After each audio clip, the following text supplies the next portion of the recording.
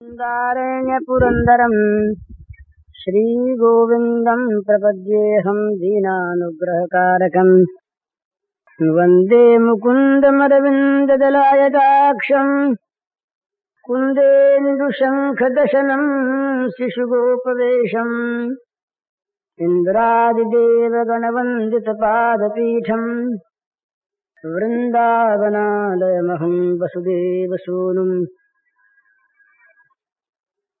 नवजलधरवर्णं चम्पकोद्भासिकर्णं विकसितनलिनास्यं विस्फुरन्मन्दहास्यं कनकरुचिदुकूलं चारुबर्हावचूलं कमपि निखिलसारं नौमि गोपीकुमारं।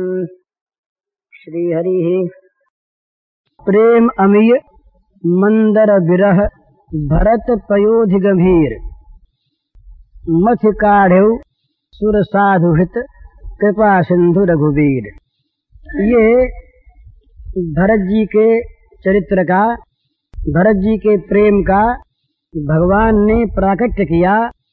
भरत रूपी गंभीर समुद्र में से विरह रूपी मंदराचल के द्वारा भगवान ने मथ कर प्रेम अमृत को निकाला। सुर साधुओं के ये कृपा सिंधु भगवान ने ये किया। तो भरत जी का प्रेम, यदि राम का वियोग न होता तो भरत जी के द्वारा प्रकाश में ये प्रेम आता ही नहीं।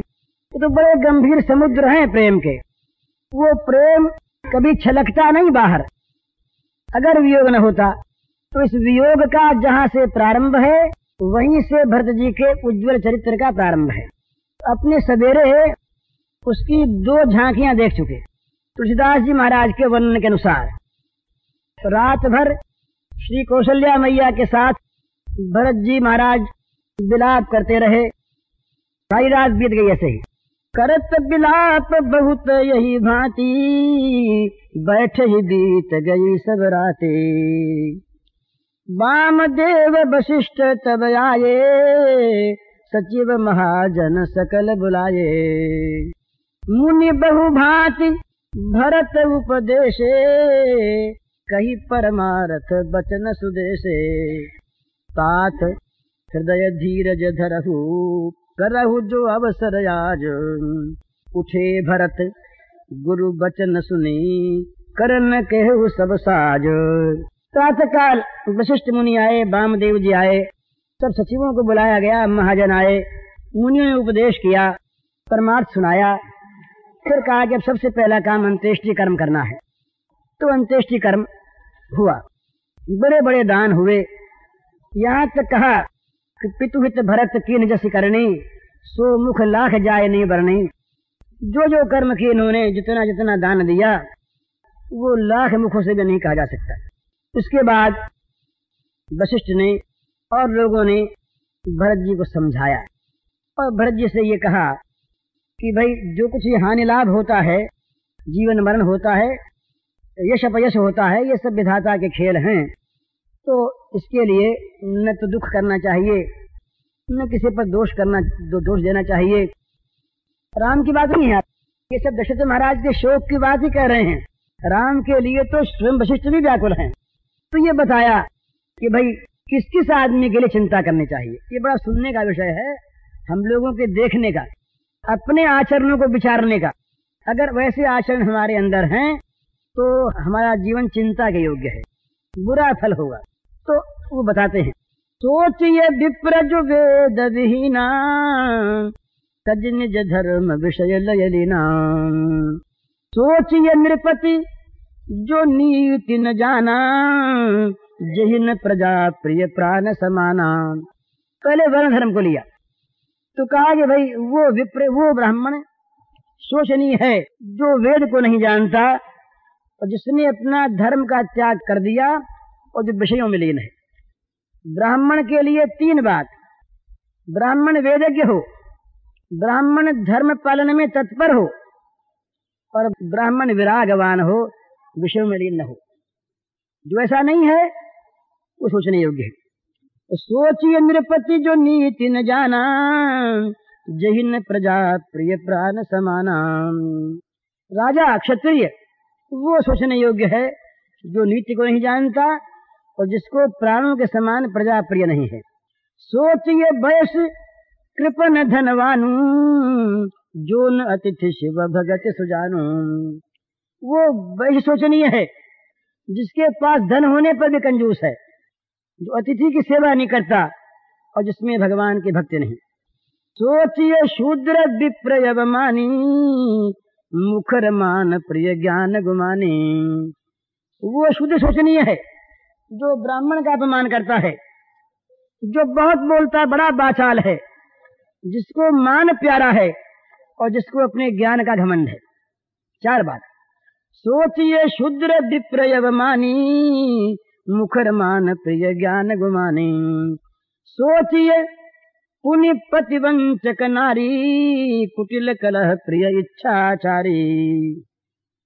वो स्त्री सोचने योग्य है जो पति के साथ धोखा करती है, जिसका स्वभाव टेढ़ा है, जिसको कलह प्यारी है और जो मनमाना आचरण करती है। ये हो गई वर्ण धर्म की बात। अब आश्रम में आए तो कहते हैं सोचिए बटु निज व्रत परिहरहि, जो नहीं गुरु आयसु अनुसरहि। सोचिए गृही जो मुँह बस, करहि कर्म पथ त्याग। सोचिए जति प्रपंच रत, विगत विवेक विराग। बैखानस सोई सोचे योगु, तप बिहाय जहि भावई भोगु। वो ब्रह्मचारी चिंता करने योग्य है जो अपने ब्रह्मचर्य व्रत को छोड़ देता है और जो गुरु की आज्ञा के अनुसार चलता नहीं। वो गृहस्थ सोचने योग्य है जो मोहवश होकर कर्म पथ का त्याग करता है। वो वानप्रस्थ सोचने योग्य है जो तपस्या को छोड़कर और भोगों से प्यार करता है। और वो सन्यासी सोचने योग्य है जो सब कुछ छोड़ने के बाद भी प्रपंच में लगा है, जो वैराग्य और विवेक से रहित है। अब सबकी बात कहते हैं। सोचिए पिशुन अकारण क्रोधी, जननी जनक गुरु विरोधी। सब जी सोचिए पर अपकारी, निज तनु पोषक निर्दय भारी। और सोचनीय सबरी विधि सोई, जो न छांड छल हरिजन होई। क्या बढ़िया है। कहते हैं कि जो चुगलखोर है वो सोचने योग्य है, जो बिना कारण क्रोध करता है चिंता करने योग्य है, और जो माता पिता गुरु और भाई का विरोधी है सोचने योग्य है। और सब प्रकार से सोचने योग्य वो है जो दूसरे की बुराई करता है, अपने शरीर का ही तो पोषण करता है, जो बड़ा निर्दय है। और सब प्रकार से सबही विधि सोचनीय वो है जो कपट छोड़कर भगवान का नहीं हो जाता। इतनी बातें बताई और फिर कहा कि सोचनीय नहीं कौशल राहु, भुवन चारि दस प्रगट प्रभावु। भयउ न अहहि न बहो निहारा, भूप भरत जस पिता तुम्हारा। विधि हरि हरु सुरपति दिशिनाथा, बर नहीं सब दशरथ गुण गाथा। भरत जी कौशल राज दशरथ जी महाराज सोचनीय नहीं है, जिनका प्रभाव 14 भुवन में प्रत्यक्ष प्रकट है। इस प्रकार के राजा न कोई हुए, न इस समय हैं और न आगे होंगे, जैसे तुम्हारे पिता थे। विधि हरिहर इंद्र दिक्पाल ये सब उनका गुण गाते हैं। तो ये कह करके अब असली पॉइंट पर आते हैं। राम के वनवास की बात कोई नहीं कहता। राम के वनवास के संबंध में सभी दुखी हैं, पर भरत को राज्य दिलाना चाहते हैं। सब जानते हैं कि राम तो अब आवेंगे नहीं और भरत सहज में मानेगा नहीं। तो इतनी बातें कह करके भरत को कुछ अनुकूल बनाकर और कहने लगे कि यही सुनी समुझी सोच परिहरऊ, सिर धरि राज रजायसु करहु। राय राज पद तुम कह दीना, पिता बचन फुर चाहिए कीन्हा। तजे राम जही बच नहीं लागी, तनु परिहरे हु राम बिरहागे। नृपय बचन प्रिय नहीं प्रिय प्राणा, करहु तात पितु वचन प्रवाना। ऐसी बातें कही युक्ति संगत वशिष्ठ महाराज ने कि जिसमें भरत जी बाध्य हो जाए बात मानने के लिए। भरत से ये नहीं कहा कि तुम राज्य करो राज्य के लिए। भरत जी से पहले दशरथ जी का महत्व बताया और महत्व बता करके ये कहा कि इतने जो बड़े भागी राजा हैं उनके लिए चिंता नहीं करनी। अब तुम सुनो, पिता तुम्हारे लिए कह क्या गए हैं? वो कह गए हैं कि भरत को राज्य मिले तो तुम राज्य करो।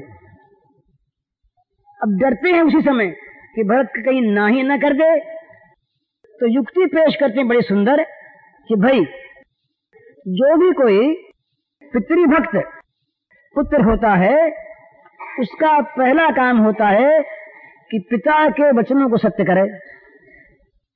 राय राम पद तुम कह दीना, पिता वचन फुर चाहिए कि ना। इसलिए राज्य के लिए नहीं, तुमको राज्य का लोभ हो इसलिए नहीं, पिताजी ने जो तुम्हारे लिए आज्ञा दी है पिता के वचनों को सत्य करना चाहिए। तो वचन तो ये कहीं कह दे कि एक बात सत्य न हुई तो क्या हुआ, तो सिद्ध करते हैं कि तुम्हारे पिता कितने सत्य के आग्रही थे, उनके हृदय में सत्य का कितना मान था। ऐसे सत्य का मान रखने वाले पिता की बात तुम अगर नहीं रखोगे तो तुम्हारे लिए अपराध होगा। तो बताते हैं कि तजे राम जही बच नहीं लागी, तनु परिहरे हु राम बिरहागे। देखो, अपने वचन को सत्य करने के लिए उन्होंने अपने प्राणों के प्राण राम को छोड़ दिया और राम के वियोग में, राम के विरह की आग में अपने प्राणों को जला डाला, शरीर को होम दिया राम की विराग्नि में, पर वचन को सत्य किया। क्यों? नृपय वचन प्रिय नहीं प्रिय प्राणा, करहु तात पितु वचन प्रवाना। राजा को, तुम्हारे पिता को प्राण प्रिय नहीं थे, वचन प्रिय था। उन्होंने प्राण त्याग दिए वचन की रक्षा के लिए। तो भैया ऐसे पिता के वचनों को तुम सत्य करो। करहु शीस धरी धूप रजाई, है तुम कह सब भांति भलाई। तुम पिता के वचनों को सिर चढ़ाओ, इसी में तुम्हारा सब प्रकार से कल्याण है। अब प्रमाण देते हैं। अगर भरत कह दे कि पिता की बात तो माननी ठीक है, पर ये बड़े भाई के होते छोटे को राज्य मिले, ये तो हमारे यहाँ कुल प्रथा के अनुसार अधर्म है, तो अधर्म की आज्ञा पिता की कैसे माने? इस शंका को मन में लेकर के वशिष्ठ महाराज अब प्रमाण दे रहे हैं कि भाई बड़े बड़े पाप पिता की आज्ञा से इससे पहले लोग कर चुके हैं। परशुराम पितु आज्ञा राखी, मारी मातु लोग सब साखी। तनय जजाति जो बन दयऊ, पितु आज्ञा अग अज सुन दयऊ। अनुचित उचित विचार तजी, जे पालहि पितु बहन। ते भाजन सुख सुजस के, बसई अमर पति ऐन। वशिष्ठ महाराज ये धर्मशास्त्र के प्रकांड पंडित, सूर्यवंश के कुल पुरोहित, तमाम इनके यहाँ धर्म कार्य इनकी आज्ञानुसार हों। वे प्रमाण दे रहे हैं कि भैया तुम अगर ये मानो कि बड़े के रहते छोटे को राज्य न हो, तो वो तो एक सामान्य नियम है, तो जो पिता की आज्ञा है वो विशेष धर्म है। तो यहां तक पहले हो चुका है। परशुराम को जमदग्नि महाराज ने कह दिया कि अपनी मां का सिर काट लाओ, तो पिता की बात मान करके परशुराम ने अपनी मां का सिर काट लिया। ये तो उससे बहुत नीची बात है। पिता की आज्ञा मानने में पितर को यहां तक करना पड़ता है, और पिता की आज्ञा मानने में जजाति के पुत्र ने अपनी जवानी पिता को दे दी, पर पिता की आज्ञा के अमान्य करने का पाप और अपजस नहीं लिया। इसलिए पिता की आज्ञा के पालन करने में कौन सी आज्ञा उचित है और कौन सी अनुचित है, ये विचार नहीं करना चाहिए। उचित अनुचित पिता जो कुछ भी कह दें, उस पिता के वचन को मानना ही धर्म है। और जो मानता है वो सुख का, सुजस का भागी होता है। अब धर्मशास्त्र के पंडित है ना, तो इसलिए कुछ लोभ भी दे देते हैं। सुख मिलेगा, सुयश मिलेगा और बसई अमर पतियन, स्वर्ग का साम्राज्य मिलेगा। इसलिए अवश्य नरेश बचन पुर करहु, पालहु प्रजा शोक परिहरहु। पिता की बात मानो, शोक छोड़ दो। और समझाया। इसके बाद कौशल्या मैया ने कहा, कौशल्या धरि धीरज कही, पूत पथ्य गुरु आयस वही। सोवादरिय करिय हित मानी, तजिय विषाद काल गति जाने। बन रघुपति सुरपति नर नाहु, तुम यही भांति तात कदराहु। प्रजा परिजन प्रजा सचिव सब अम्बा, तुम ही सुत सब कह अवलंबा। लखी विद्यमान काल कठिनाई, धीरज धरहु मातु बल जाए। सिर धरि गुरियायस वंशरहु, प्रजा पालि परिजन दुख हरहु। गुरु के वचन सचिव अभिनंदन, सुने भरत ही हित जनु चंदन। सुनी बहोरी मातु मृदुबानी, सील स्नेह सरल रस सानी। मैया ने कहा, सचिव के कहने के बाद मैया ने कहा, बेटा धीरज धरो। ये गुरु की आज्ञा का जो पालन है, ये पवित्र पथ्य है। आदर मान करके, अपना हित मान करके विषाद को छोड़ दो। ये समय की गति है, होना ऐसा ही था। काल के आगे किसका क्या जोर है। आज देखो क्या दशा हमारी है। माँ कितनी उनके जी में अपनी प्रजा के लिए, अपने घर के लिए, सब पुत्रों के लिए माँ का हृदय चिंतित है। वो कहती है, बेटा देखो तुम्हारे भाई राम तो वन में है, महाराज स्वर्ग का राज्य प्राप्त कर चुके, और तुम इस भांति अगर रोगे, इस तरह से अगर तुम संभालोगे नहीं, तो बेटा क्या दशा होगी। ये सारा परिवार, ये प्रजा, ये सचिवगण, ये तुम्हारी सारी माताएं, बेटा इन सब के अवलंबन एक तुम बचे हो।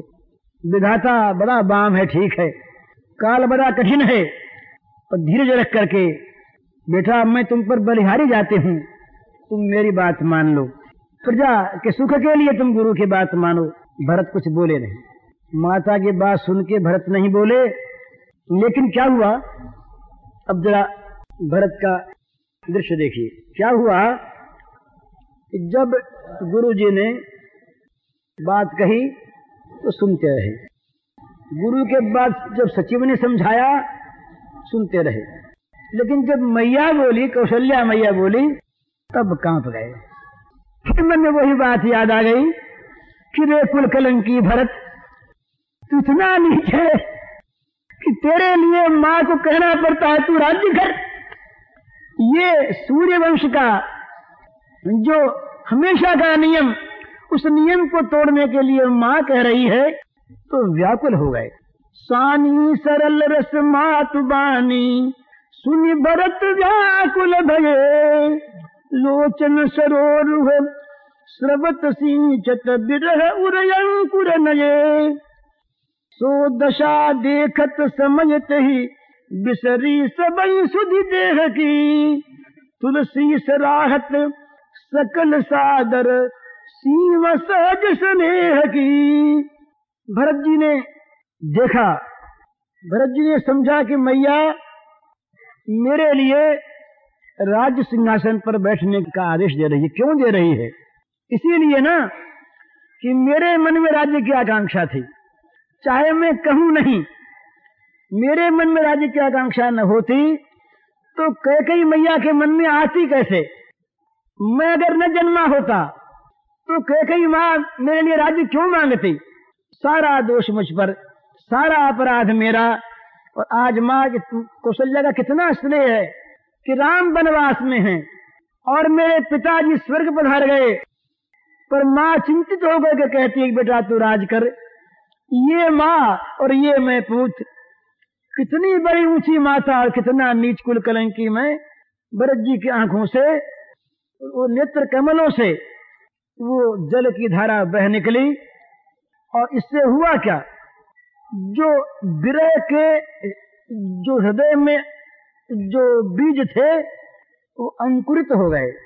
अब पहले केवल बीज थे, इन आंसुओं ने, माता की वाणी सुनकर जो भरत जी ने आंसू बहाए, इन आंसुओं ने उनके विरह के उपजे हुए अंकुरों को नया कर दिया। कारण ते कारज कठिन हो ही दोष नहीं मोर, पुलिस स्थितें उपलते लोह कराल कठोर।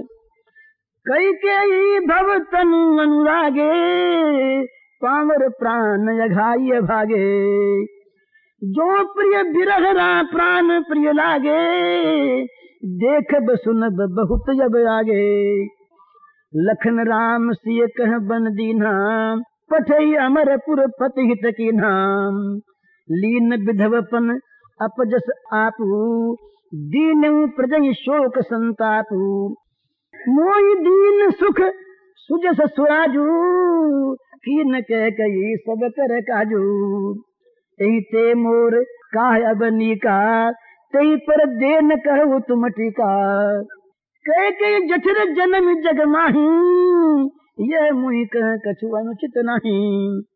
मोरी बात सब विधि बनाई, प्रजा पांच कत करहु सहाय। कभी आप लोग क्या मेरी सहायता करते हैं, विधाता ने मेरी बात तो बना दी। वो कह कही जिसने राम लक्ष्मण को सीता को वन में भिजवा दिया, और जिसने अपने पति को स्वर्ग भेज करके उनका कल्याण किया, ये व्यंग वचन है। और मुझको तो उस माँ ने सुख दिया, सुकीर्ति दी और स्वराज दिया, तो मानो इन्होंने, इस माँ ने सबके काम कर दिए। मेरा भी काम किया, मुझको राज्य दे दिया। स्वामी का काम किया कि स्वामी को मौत दिलवा दी, और अपना काम किया, क्या अपना काम किया कि लीन विधवपन अपजस आपू, दीन प्रजय शोक संतापू। अपना काम भी किया, विधवापन ले लिया, अपयश लिया, तो सारी प्रजा को शोक संताप दिया। इस प्रकार से सबका काम किया। अब इससे बढ़कर मेरे लिए क्या अच्छा होता, सारा काम तो हो गया, पर हाँ आप लोग इस पर भी मेरा और अच्छा करना चाहते हैं कि मुझे तिलक करना चाहते हैं। अरे महाराज, उस कैकेयी के पेट में जन्म लेकर के इस संसार में तुम पैदा हुआ, तो ठीक है कहते आप लोग। ऐसे नीच के लिए राज्य की बात कहना कुछ तो ही है, नहीं तो भला इस अवस्था में राज्य की बात कहते। आप क्या मेरी सहायता करेंगे, मेरी सहायता तो सारी विधाता ने कर दी, सब बात बना दी। राम को वन भेज दिया, सीता को वन भेज दिया, लक्ष्मण को वन भेज दिया, पिताजी सुरलोक सुधार गए, कौशल्या मैया की दशा हो गई, सुमित्रा मैया की दशा हो गई। और अब आप मुझको कहते हैं राज्य कर लो। तुम्हारे तो ये तो वही बात है, ग्रह गृहीत पुण्य बात बस, तही पुण्य बीछी मार। ताही पिया ये बारुनी, कहू काह उपचार। किसी आदमी के बुरे ग्रह आए हुए हों, और उसके बाद उसको वायु का पागलपन का रोग हो गया हो, और उसके बाद उसे बिच्छू ने डंक मार दिया हो, और उसको फिर कोई शराब पिलाना चाहे, तो भी उसका फिर क्या उपचार है। तो तीनों बातें तो मेरे हो चुकी पहले ही। मैं कैकेयी का पुत्र बना, ये मेरे खोटे ग्रह आ गए। मेरे पिता माँ की मृत्यु हो गई, ये मेरे उन्माद का रोग हो गया। और राम सीता लक्ष्मण वन चले गए, ये मानो मेरे बिच्छू का डंक लग गया। ऐसे पागल को, ऐसे उन्मादी को आप अभी राज्य की शराब पिलाना चाहते हैं। राज्य मद होता है ना, राज्य का शराब पिलाना चाहते हैं, तब बताइए फिर क्या उपचार होगा। तो ठीक है। कैकेयी सुवन जो जग जोई, चतुर बिरंच दीन मोहि सोही। कैकेयी के बेटे के लिए जो योग्य था जगत में, चतुर विधाता ने मुझे वही सब कुछ दे दिया।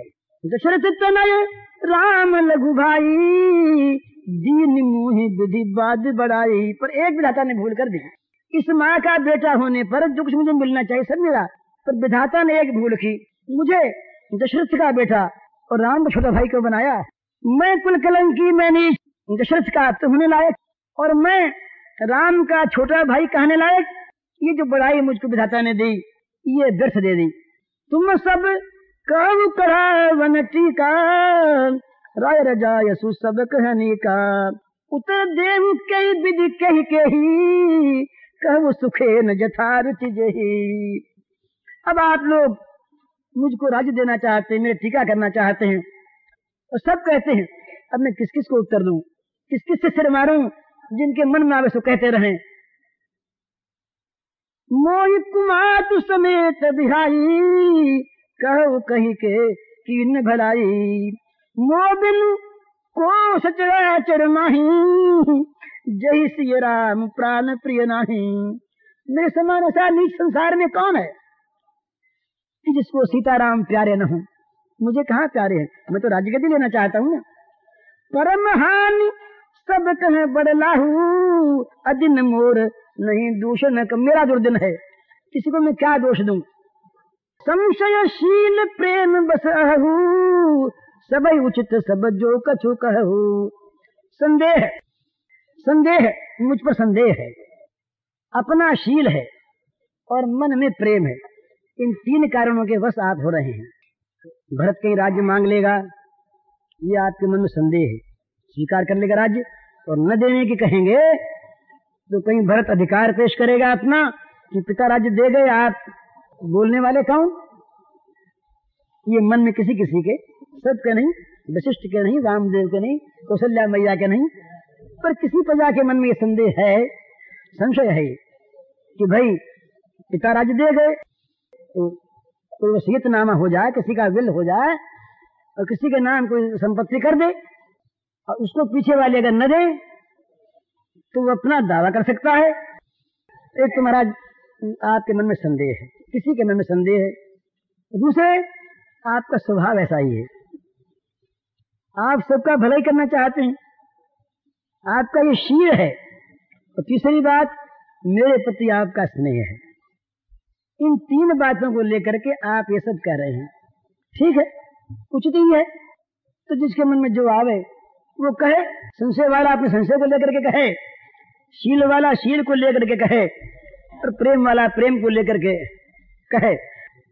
और महाराज अभी आया कि कहीं शील की बात कह दी, संशय की बात कह दी, तो अब दो को अलग करना है। ये तो आक्षेप है ना, एक कौशल्या मैया को और एक गुरु जी को, दो पर ये बात, तीन शब्द साथ कह दिए, संशयशील प्रेम। तब बोले कि राम मात सुठ सरल चित, मुँह पर प्रेम अभिषेक। कई सुभाय स्नेह बस, मोर दीनता देखी। कहते नहीं कौशल्या मैया जो है ये तो बड़ी सरल हृदया है और मुझ पर इनका बड़ा स्नेह है। तो इन्होंने जो मुझको राज्य देने की बात कही, इसमें कोई और बात नहीं है। इन्होंने मेरी दीनता देख करके, मेरा दुख देख करके स्वाभाविक स्नेह से कह दिया है, और कोई हेतु नहीं है। और गुरु महाराज जो हैं, इनके लिए मैं क्या कहूं। गुरु महाराज ने कहा कि तुम राज्य ले लो, तो इसमें भेद इसलिए किया कि माँ है ना, स्नेहवती है, स्नेह में विवेक भाग जाता है। जहाँ स्नेह होता है, स्नेह में विवेक नहीं रहता। तो वशिष्ठ में विवेक न रहे, ये कहना बड़ा अनुचित है। यही बात दोनों के लिए नहीं की जा सकती। माँ में तो स्नेह का इतनी अधिकता है कि उसमें विवेक नहीं रहा, मुझे दीन देख के दया आ गई। लेकिन गुरु महाराज के लिए ये कह दें कि गुरु महाराज में विवेक नहीं तो अपमान हो जाए, पर गुरु महाराज के लिए ये भी नहीं कहना बनता कि वो संशय वाले हैं। दूसरी बात कहते हैं, गुरु विवेक सागर जग जाना, जिन्हीं विश्व कर बदर समाना। मोकर तिलक साज सज सो, भय विधि विमुख विमुख सबको। क्या बढ़िया भाई। गुरु महाराज जो हैं ये तो ज्ञान के समुद्र हैं, ये विवेक के समुद्र और जगत प्रसिद्ध हैं, सब जानते हैं। और इनके लिए तो ये जो सारा विश्व हस्तामलकवत है, हाथ में बेर के समान ये विश्व को लिए घूमते हैं, इतने बड़े ज्ञानी हैं। ये भी जब तिलक का सज सजाकर और मुझसे कहते हैं राज्य ले लो, तो यही कहना पड़ता है कि विधाता मेरे लिए विमुख हो गया, इसलिए सब विमुख हो गए। ये नहीं कहा कि गुरु में विवेक नहीं है, ये नहीं कहा कि गुरु स्नेह बस पागल हो गए हैं, इनमें विवेक आ गया है, ये नहीं कहा कि इनके मन में मुझ पर संदेह है। कैसे कहते? तो गुरु का के तो ज्ञान के सागर हैं, तो जगत प्रसिद्ध हैं, तो सारा विश्व इनके भाव में वो बेर के समान है। पर ये भी जब कहते हैं, ये विवाद बात है, ये भी जब कहते हैं कि भाई तुम तिलक राज्य स्वीकार कर लो, तो भय विधि विमुख, ये कहना पड़ता है, ये लोकोक्ति है कि जब विधाता विमुख हो जाता है तो सब विमुख हो जाते हैं। भय विधि विमुख, विमुख सबको। तो अब मैं क्या कहूं? मेरे मन की बात तो कहने वाले दो ही हैं और कोई है ही नहीं। परिहरि राम सिय जग माही, को न कही मोर मत नाही। भाई कुछ भी कहूं, ये सब मानते हैं, पर मेरी सम्मति नहीं होगी इसमें, राम के वनगमन में। इस बात को मानने वाले तो दो ही हैं, एक राम है और एक सीता है। अगर कुछ न कुछ ये बात नहीं मानी होती तो क्या राज्य का यहाँ फिर इनको क्षोभ हो गया, गुरु के लिए कहकर फिर क्षोभ हो गया राज्य को देख करके, तब राम याद आ गए। तो कहा भाई ये बात मालूम होती है कि राम के सिवा सबके मन में ये बात है कि भरत को राज्य का कहीं लोभ था। ये दो ही ऐसे हैं जो इस बात को मानते हैं कि भरत को राज्य का लोभ नहीं। सो मैं सुनब सहब सुख मानी, अंतहु की तहाँ जह पानी। ठीक है, राम सीता जो मानते सो मानते रहे, पर मैं नीच हूं ना। आप लोग कहिए, जो कुछ आप कहेंगे मैं सुख मान के सुनता रहूंगा, क्योंकि अंत में कीचड़ वहीं रहता जहाँ पानी होता है, दशा अपनी नीच की। तो डरू न मोही जग कही कि पोचू, पर लो कहू कर नाही न सोचू। एक कई उर बस दुसह दवारी, मुई लगी भेस राम दुखारी। आप सब लोग माने, सब लोग कह दें, मुझे कोई डर नहीं, मेरा परलोक नष्ट हो जाए इसका मुझे भय नहीं। मेरे जी में तो एक ही दुख की दुस्सह आग लग रही है, चाहे मैं कैसा ही हूं, मेरे कारण से भगवान सीताराम को दुख हो रहा है। लेकिन लक्ष्मण याद आ गया, आहा बड़ भागी तो वो है, जीवन का लाभ तो उसने पाया। जीवन लाभ लखन भल पावा, सब तजिला मचरन मन लावा। पर मैं मोर जन्म रघुबर बन लागी, झूठ का पछताऊं अभागी। जीवन का लाभ तो लक्ष्मण ने भला पाया, सब कुछ छोड़ करके जिसने राम के चरणों में मन लगा लिया। और मैं, मेरा तो जन्म ही हुआ राम को वन भेजने के लिए, मैं तो भागा जन्मा राम को वन भेजने के लिए। तो मैं ये जो पश्चाताप करता हूँ, ये सब मेरा मिथ्या है, झूठे ही मैं पछता रहा हूँ। जन्म जिसका हुआ राम को दुख देने के लिए, वो अब अगर ये कहे कि मुझे राम के दुख होने का दुख है, जो कहा ना ऊपर, कहती भाव बदला, मुझ लगी भेष ये राम दुखारी। जो कहा कि सीता राम के बन जाने का मुझको दुख है, तुम मेरे लिए ये दुखी हुए, तो कहते हैं मैं झूठ कहता हूँ, ये पछताना मेरा झूठ है, मैं तो ऐसा अभागा हूं, मैं जन्म इसी काम के लिए था, तो इसका मुझको दुख किस बात का। ये जो कहा एक ही उर बस दूसरे दवारी, मेरे हृदय में ऐसा ही आग लग रही है कि राम सीता मेरे लिए वन में जाके दुखी हो रहे हैं। फिर सोचा कि तुम ये कहते बड़े अभिमान की बात, राम सीता के वन भेजने का तुमको दुख कहाँ, तुम तो राम सीता को वन भेजने के लिए जन्मे, तुम तो इतने अभागे हो कि जिनका जन्म ही हुआ वन भेजने के लिए, तो ये दुख करता है ये भरत झूठा है। फिर मन में आया दूसरा भाव बदला, महाराज क्या कहूं, आपनी दारुण दीनता कहूं सबई से रुनाए, देखे बिन रघुनाथ पद जिए के जरनी न जाए। महाराज अपनी दारुण जो दीनता है मैं सबको समझा के सिर में आगे सुनाता हूँ। अब तो बस मेरे लिए, मेरे हृदय में आग लग रही है, वो चाहे मेरी झूठी आग हो सच्ची आग हो, ये भगवान के चरणारविंद को देखे बिना मिटेगी नहीं।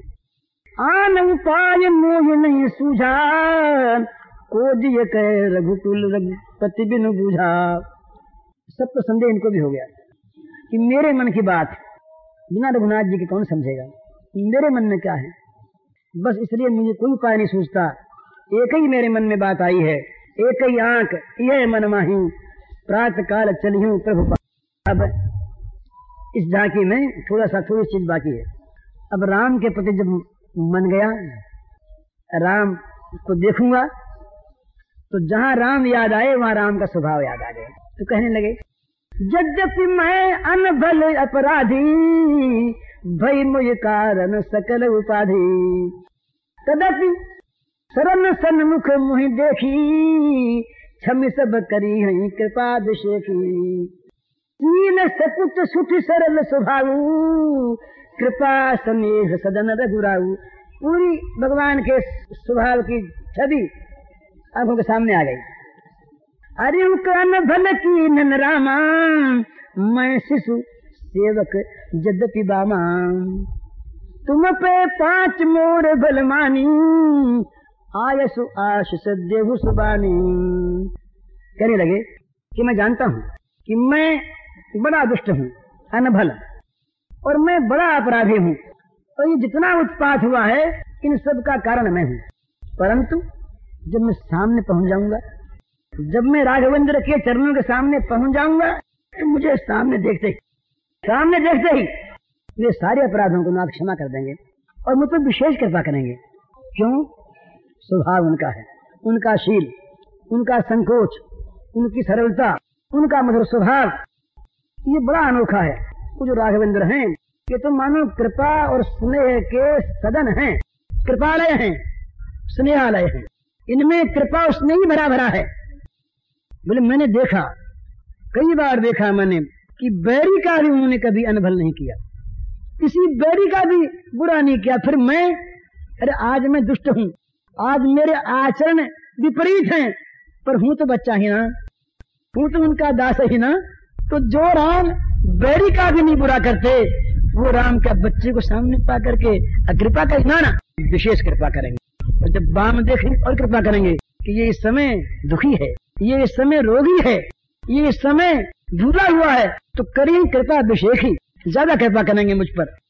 इसलिए आप सब पंच लोग, आप सब लोग मेरा कल्याण मान करके मुझे आज्ञा दें और अच्छी वाणी में आशीष दें कि जिससे मैं जाऊं और राम मेरी प्रार्थना सुन ले और मुझको अपना मान ले और राजधानी में लौट आवे। ऐसी बात कही कि सबको सच्ची लगी, अच्छी लगी। राजधानी में लौट आवे। यही सुनी विनय मोहि जन जानी, आवही बहुरी राम रजधानी। आप मुझे आज्ञा दें, आशीष दें कि मैं जाऊं और जाके भगवान से विनय करूं और मेरी विनय को सुनकर वो मुझे मान ले कि ये मेरा ही है, मेरा जन है, और राम राजधानी को लौट आवे। बुरी मां से पैदा हुआ और मैं इतना दुष्ट हूं कि हमेशा हमेशा ही मैं दोषपूर्ण ही हूं। तो सबके मन में एक बात और आई कि भाई जाओ जरूर, तो सबको साथ ले चलो जाओ जरूर।